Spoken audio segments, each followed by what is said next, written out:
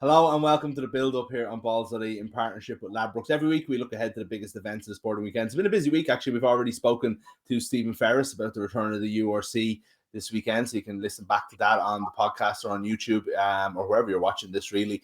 But it's all about football today because we got to talk about the Premier League weekend. We got to talk about the Champions League. And most of all, Kevin Doyle, because we didn't do it last week, the gods have conspired. The Manchester United loving gods have said, we won't have any more of that now, please. And we had everything has happened to Manchester United since we last spoke.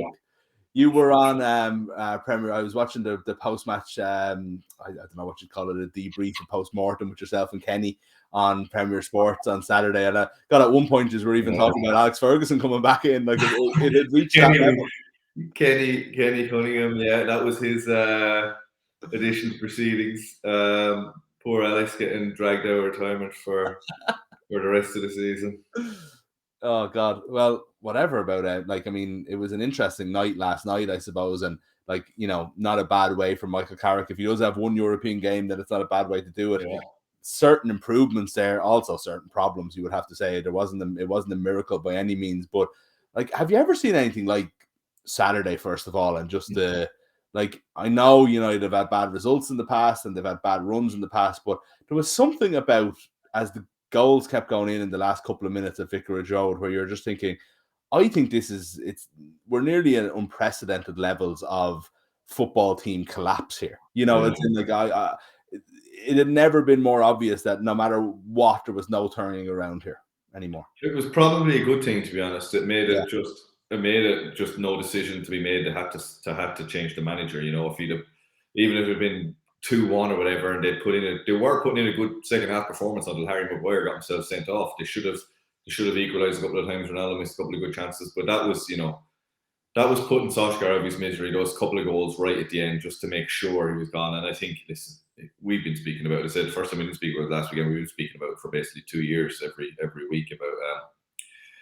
about their performances, and it's basically the same. It was the same thing. It was the same last night. Poor first half, good second half. It was going that way against Watford as well, as I said, until the second half. Whatever happens, I don't know what the story is, what goes on at half time or whatever, or what kicks them into gear, what gives them a rocket up the bum that they have good second halves. And second half rescued Solskjaer, 90-minute goals for 2 years. The same last night for Michael Carrick. Really good second half performance. It just makes you scratch your head. What is the story in the first half of games? Yeah, and I suppose, as you said, no real change last night on that, but there was some positives, I guess. Yeah. You know, you have Jadon Sancho. Like, he scored the winner in the last minute. Like, it wasn't even a winner. There wasn't even a consequential goal, but it felt important, didn't it? It was his first goal for Man United. His second half performance, especially with the subs that were made when Rashford and Fernandes came on. Fernandes putting in the first time he's been relevant on a football field in a couple of months, I would say. Rashford looked okay and Sancho looked good. And, you know, you've still got Ronaldo there. And suddenly it did seem like there was a bit of shape and purpose and momentum to them that it's the first time in a couple of months that we've seen. But Sancho, it's so important for United that he turns out to be a success. And he's got time in his hands, don't get me wrong, but if you've got a full season of not doing it or not making any kind of an impact, that's a kind of a legacy that sticks with you and is hard to shake off. So he needs to do it, really.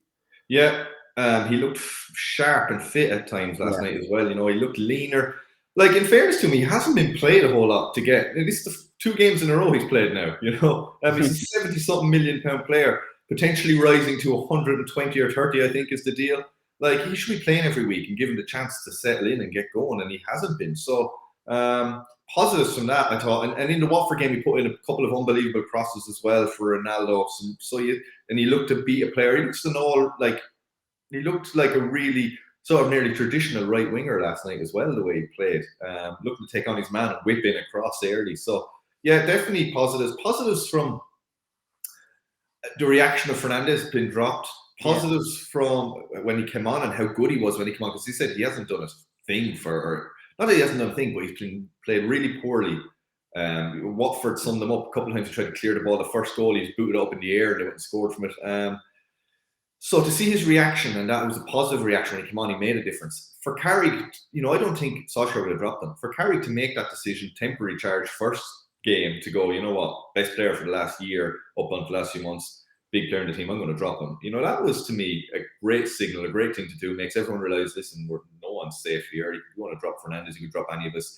And for Fernandes then to react properly and come on and be professional and, you know, play brilliantly when he did come on, everything good came through him. So definitely positives. And Carrick's interviews before and after, straight away just looked a better, more confident, assured manager, talked sense. You know, just, and he's not an experienced manager, but he looked already more experienced, more confident, a better interviewer, and half of it is portrayal and image. You know, getting that across to players, getting the message across through the media, through everything, looking the part, being the part, and he did that. You know, more than Solskjaer did in 2 or 3 years, unfortunately. That's really funny. Actually, I saw, like, not to bring it back to like Villa or anything, but I saw an awful lot of the fans talking about Gerrard on Saturday, and so much of it was, he really looked the part. He really looked the part. And it is funny how that and it matters to players as well, you know. But I thought you're exactly right about Carrick. I was thinking that in the interview about how he talked about the poor performance. I think that's important. I don't feel like Solskjaer would have done that. Solskjaer would have talked about the result and 2-0 and so on. And also just that he was calm on, like, he talked about it afterwards, but he clearly was during the game as well. He thought, right, this isn't going well, but you know what? I've got these guys. Let's go and change it and let's do it. And having the game slow down in front of you rather than speed up is half what you need to be a manager, isn't it? Yeah, exactly. And he explained as well, you know, Solskjaer would have been all about fighting spirit in the second half or whatever. Whereas Carrick spoke clearly. He spoke about the first half. He said we weren't going to play well, considering the form we've been in and the lack of confidence. He gave his reasons why they were so poor in the first half. He said we had to go into the game. We had to get through that initial period of what we'd gone through in the last few months, and that's why we were so poor. And we grew into it, got confidence, and made a few changes, and they reacted well, the players. And, you know, listen, it was good to see. He's been tarnished. He was a part of all his staff, but, you know, every assistant manager is an assistant manager, and they do their best for the manager, they follow the manager's instructions, and they try to add their points, but they're not the manager. And you never know what the assistant is like or their thoughts until if they get a chance and they take charge. So you can't tarnish him with the same brush and say, well, because Solskjaer is crap, his assistant is crap, and they should all go. He's there to do a job now, whatever, a week, 2 weeks, whatever it might be, but doing the best he can for that point. And he looked, listen, great start. Winning. It's all about winning. If they'd have lost and lost that game, we wouldn't be saying any of this. Winning, getting 3 points, gets rid of all that nonsense talk. Because so much nonsense talk gets spoken about the culture, the club, the commercialism, everything is wrong when they're losing. When they're winning, none of that is spoken about. It's Manchester United. We got 3 points through the next stage of the Champions League. Still a chance to get into Europe through the Premier League. A great run of games after they played Chelsea. All of a sudden, get 3 points. All that turns positive. The teams have to play after Chelsea. They could go on a great run. You know, 3 points is everything at a football club. And all the, you know, talk of, you know, ex-players talking about the culture's gone. All these words, they don't really mean anything. You know, the culture is just win games. That's what a football club does. And everything else is just the fluff and the chat that goes on when they're not being successful to try find a reason why they're not successful. They probably, like, I mean, as you said, the choice was taken out of their hands after what happened at Watford, but like it's probably not the worst time for it in the world, in that you do have this run of games. You do have now that they successfully managed this hurdle in Villarreal. They are through to the next round of the Champions League, and no matter, you know, they've got that in the new year or in whatever, February, March, when it comes back, you know, so there's a bit of time to build to that. You know, how they handle this interim appointment, you know, whether, look, you know, it's probably not going to be Carrick. You kind of think they're almost going to go the opposite of what they did last time and not take any results, so, you know, and stick to the plan. How they get this interim appointment is really, really important now, because there's still a lot to play for this season. Like, United have a real chance of actually, you know, they've as good a chance as anyone in the Champions League if they play to their potential, and they have a chance, obviously, top four. They've got the FA Cup, obviously, when it comes around, and so on and so forth. It's not a lost season just because they're out of the title contention, and, you know, they had some, like, historically bad results. There's still, you know, more than 2/3 of the Premier League season to go, and of the whole season. How do they handle that appointment then? What is the way to go? Like, Valverde is what they're talking about now while they wait for Pochettino. Why can't they just go and get Pochettino? Why can't you just pay Paris Saint Germain? Managers are cheap. You pay them 10 million or something, like, you know. I know. I suppose, listen, it depends on Pochettino as well. Maybe saying, listen, I want to win a league with PSG. I don't want to leave mid. I don't know. We don't know what goes on. I'm speculating, but I would have, if I was Pochettino, I'd be saying to Man United, listen, can you get someone in? I'm here now. I want to see out the season. I don't want to leave midway through. I'd like to win some with PSG. I own that. I'd imagine that's what he's saying. If he's an honourable man, he does seem to be that type of person. True. He played for the club as well, PSG. You know, he does have an attachment there. I would imagine he's saying that to Man United. You know, the money-wise, I'd imagine it's not, you know, the millions and millions and hundreds of millions of Man United spent another 5-10 million to buy him out isn't, you know, neither here nor there, and what it might, you know, save them over the course of the season regarding performances and qualification for Champions League. So that side of it, you know, going back to what they have to play for, this is basically where Chelsea were last season, you know, and getting rid of Frank Lampard, bringing in Tuchel, and you know, United with a right appointment and things going their way. Football is brilliant because anything can happen, and they're still in those competitions. They're still in a great position to have a great second half of the season. So, you know, we're going to be sitting here in 5-6 months. You know, love to be able to see into the future, see what we're talking about. Are we talking about the same things, the same mistakes, or are we saying what an inspired decision that was, and then the Glaciers have finally got an appointment right, or whatever it might be. So, so time will tell, but I'm repeating myself. 3 points away to Villarreal.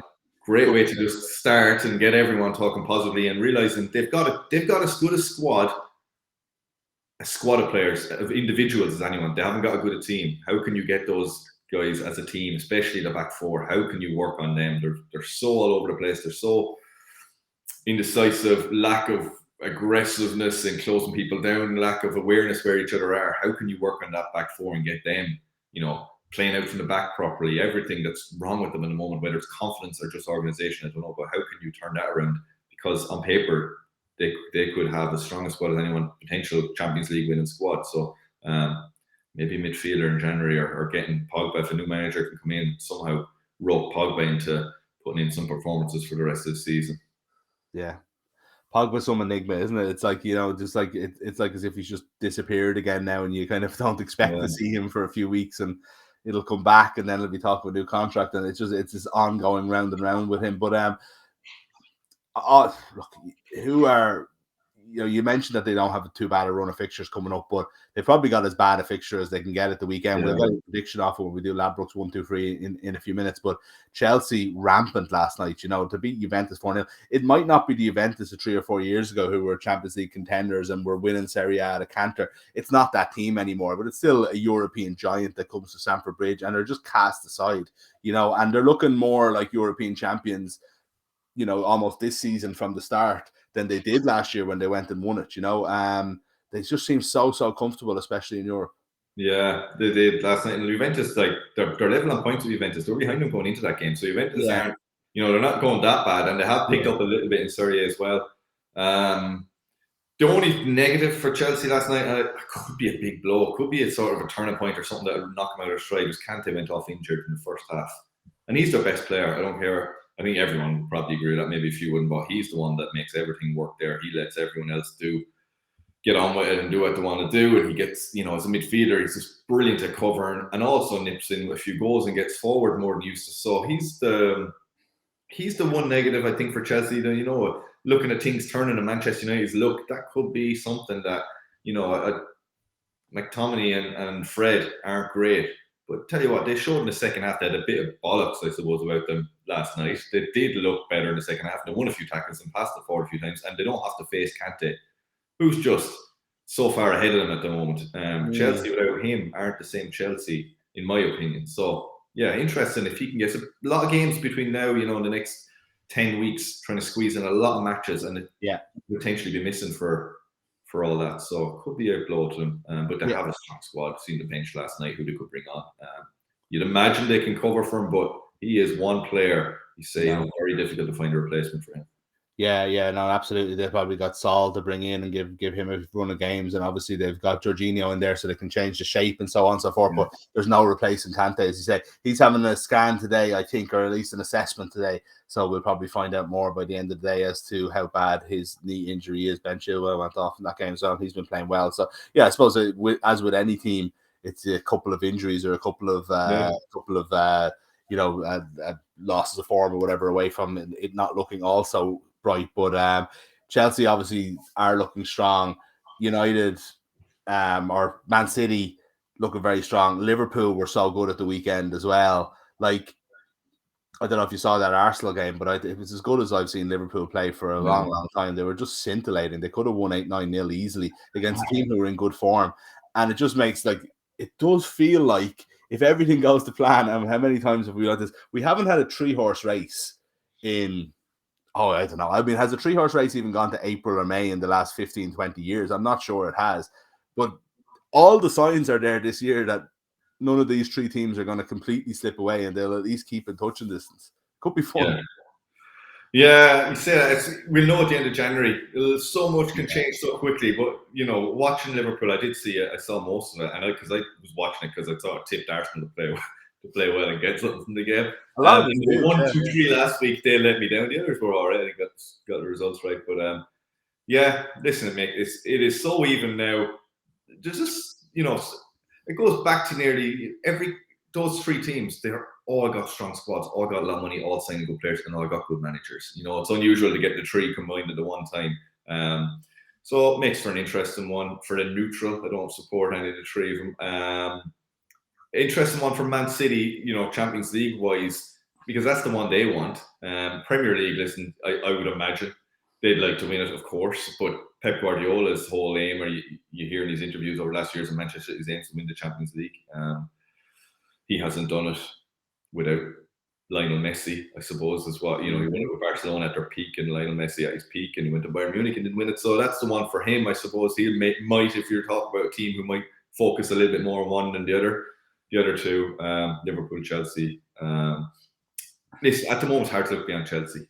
I just think they're just so impressive. Tuchel has been really impressive as a coach, but then it's getting to the stage in Chelsea's, managerial longevity. He's getting to that point now where things start to go sour. It's have to move on in the next 3 or 4 months.